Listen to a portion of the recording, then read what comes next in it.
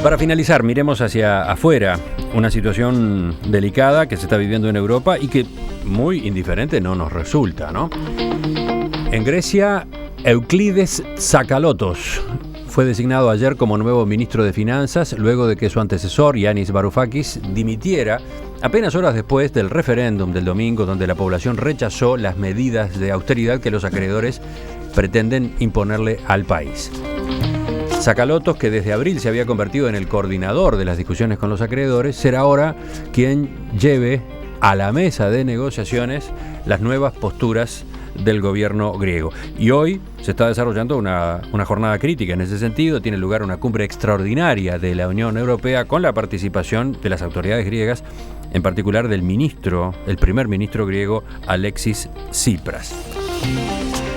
Por supuesto que podríamos analizar con ustedes qué pasó, cómo se llegó a este pozo en el que Grecia se encuentra hoy, pero me gustaría sobre todo que miráramos de acá en adelante, a partir del escenario que está planteado, qué es lo que ustedes observan. Yo quiero decir una sola cosa, porque no es indiferente el cómo se llegó a esta cosa.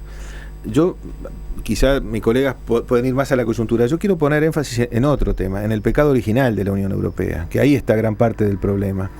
Bueno, pasa un asunto estructural. Y bueno, pero es el problema que ha generado. Y no de Grecia, sino de la Unión Europea, la eurozona. Claro, el diseño de la Unión y el affectio societatis entre los miembros. No tenemos que. Aquí sí viene al caso de la comparación con Estados Unidos, que es un Estado federal. Europa es una federación de estados, y en las cuales hay más naciones que estados, porque hay estados que tienen más de una nación. Entonces hay otro affectio societatis, hay otra decisión de las distintas sociedades de contribuir a ayudar a los de otras. No es lo mismo que los de California ayudando a los de Florida. Entonces, ese es un tema importante. Y lo otro es el diseño original. Se apuesta a una política monetaria cambiaria supranacional, independiente de los estados, pero se deja la soberanía fiscal, de endeudamiento y de supervisión del sistema bancario a los países. Entonces, mientras no, y del 2008 para acá, que fue cuando pasó lo que pasó, el cataclismo, no se avanzó nada en eso.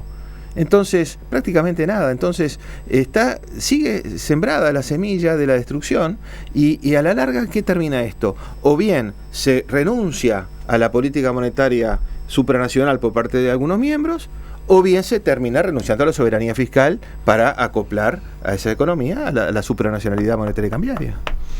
Pero si vamos a la coyuntura, la que está muy caliente estos días... Se le fue el entusiasmo a los europeos, digamos. Todavía no estaban en condiciones de tener una moneda común.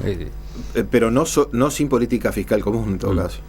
Siendo la coyuntura, lo cierto es que, y esto hay determinado consenso ya, que Grecia no puede pagar las deudas en las condiciones actuales. O sea, y esto el Fondo Monetario ya lo tiene incorporado. El problema es Alemania. Hoy la discusión es básicamente si Alemania acepta darle una quita importante a Grecia para darle un aire en el corto plazo para poder desarrollar con mayor libertad una serie de políticas estructurales que también ya prácticamente acordadas entre Grecia y Alemania.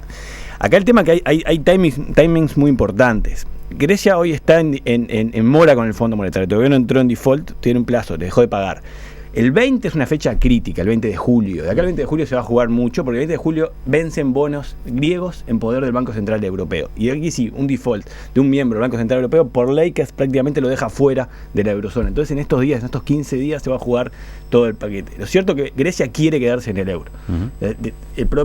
La propia renuncia del ministro, el tan carismático ministro de Hacienda griego, va en esa línea. Grecia quiere dar señales y ahora tiene un papel que dice que el 60% de la población no compra el paquete como estaban las condiciones actuales. Necesita una mejora de parte de Alemania. Yo creo que una leve mejora se va a llegar a este acuerdo, porque básicamente la salida del euro para Grecia tiene costos seguros y tiene una ganancia que es ciertamente no difusa. O sea, puede haber una ganancia en competitividad con una devaluación en la salida, pero los costos de esto, fundamentalmente, sí, a través de los depósitos bancarios, esa sería una ventaja, son ciertos. Esa sería una ventaja, entre comillas, de salir del euro. Poder dominar su propia moneda, devaluar y ganar en competitividad, sí, etcétera. Ese es un lado de la moneda. El otro lado es que cuando uno devalúa se tiene que, básicamente, a todos los depositantes de clase media, clase baja, clase alta de Grecia, redenominar sus depósitos, porque no va a poder tener depósitos denominados en una moneda que va a valer prácticamente el doble que la que va en caso de que se concretara una dracmatización en Grecia. El tema que hay que comparar algo que es difuso contra algo cierto, que es el descalabro financiero que se va a generar. Y en un contexto que el ajuste ya hizo una enorme parte del ajuste, y esto es no menor, porque la gente usualmente piensa que Grecia sigue en una fiesta, y Grecia ya cerró completamente todo su desajuste externo, el sector privado se apretó, cubrió una caída del 27% del PBI, y esto es muy importante. En el año 2000, Grecia era un tercio de Alemania, el ingreso promedio de un griego era un tercio de Alemania. Entró en el euro y llegó a ser 80% de Alemania, el ingreso promedio de Grecia. En el año 2007, previo al comienzo de la crisis. Hoy ya es 50%.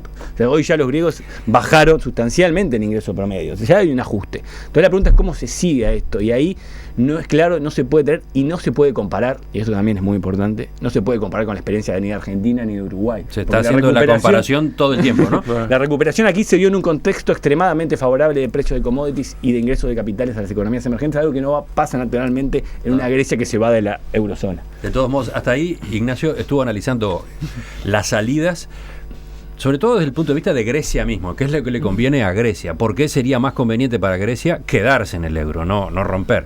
Ahora, da la impresión de que para Europa también es conveniente que Grecia se quede, ¿no? ¿O no? Es un tema político para Europa a esta altura, porque es insignificante Grecia en términos económicos. Es insignificante en números, pero simbólicamente es muy fuerte, es complicado, ¿no? Que se les vaya a un país, que la moneda única fracase, ¿no? Sí, sería que un compromiso de largo plazo llegas a demostrar públicamente que fracasó y que estaba por diseño mal establecido. A ver, la unión monetaria fue mal diseñada, hubo muchos que lo advirtieron. No se puede tener una unión monetaria si no se está dispuesto a hacer transferencias fiscales importantes cuando hay una zona deprimida como hoy Grecia o como puede ser Portugal.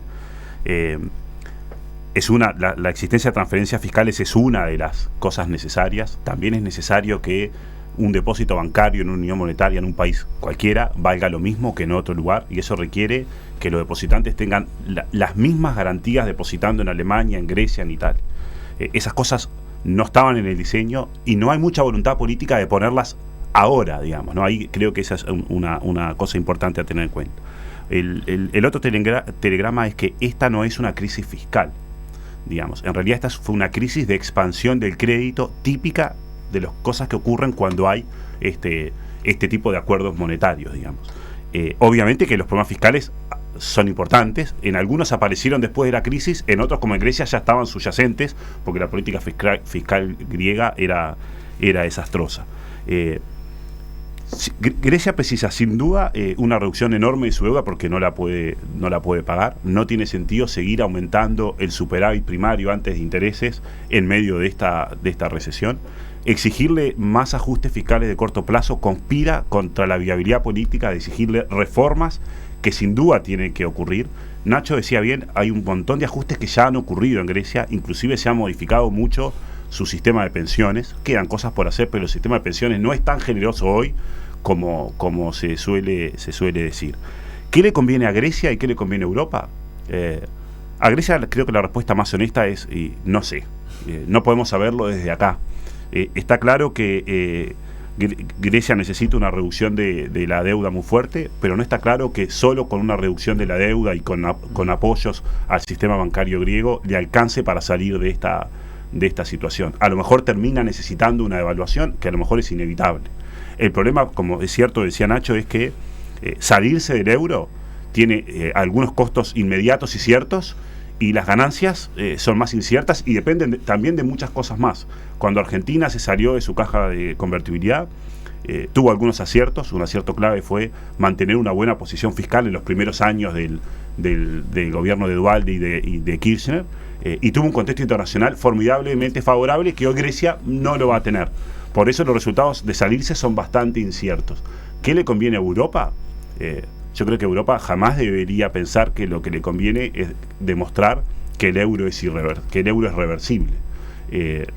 Si Grecia se va del euro y le termina yendo bien, probablemente va a haber luego otros países de la eurozona, otros votantes enojados con las políticas de austeridad, enojados con el desempleo, que van a querer recorrer caminos similares. Y si a Grecia se va del euro y le va mal, el nivel de inestabilidad política que podemos ver en Grecia es importante, y Europa ya tiene muchos problemas en Ucrania, tiene problemas en Turquía, tenemos todos los problemas en Medio Oriente, con lo cual parecería realmente de una torpeza increíble que Europa concluyera que lo mejor para Europa es que Grecia se fuera. Además, para Europa no es tan caro bancar este problema hoy de Grecia. No es caro bancar el de Grecia, puede ser más caro bancar los siguientes, pero no tiene ningún sentido, en mi opinión, ahorrar en Grecia el dinero que habría que gastar en otros lados mucho más grandes que en Grecia. Es absurda esa estrategia, me parece.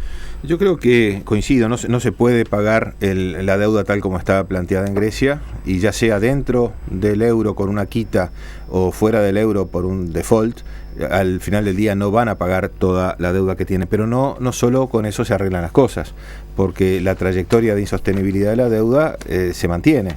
Al poco tiempo van a volver a estar en una situación similar, por lo que requieren otros cambios, mantener una situación fiscal sólida, que quizá no sea la misma en un escenario o en otro.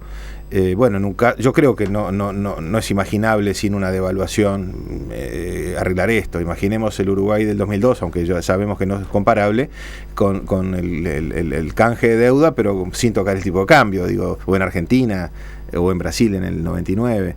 Entonces, y después los cambios estructurales que no necesariamente tienen impacto fiscal, pero sí pro crecimiento económico. Entonces, eso para levantar la tasa de crecimiento de la economía y hacer más sostenible la deuda como porcentaje del producto.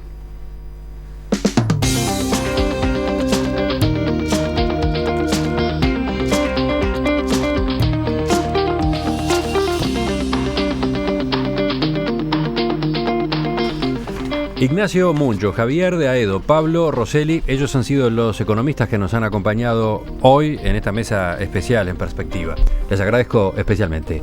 Del mismo modo que la mesa era especial, yo quiero especialmente agradecerles porque tengo la impresión de que hemos aportado por lo menos a la discusión, a la reflexión en torno a estos asuntos que están bien, pero bien presentes en la agenda en estos días. Nos reencontramos en cualquier momento. Mucho gusto, hasta pronto. Hasta la próxima. Muchas gracias. Hasta pronto, mucho gusto. Noticias llegan actualizadas con Romina Andrioli a media mañana, y después en primera fila recibimos a Eduardo Alvariza para hablar de la obra de James Salter, el escritor estadounidense fallecido hace pocos días.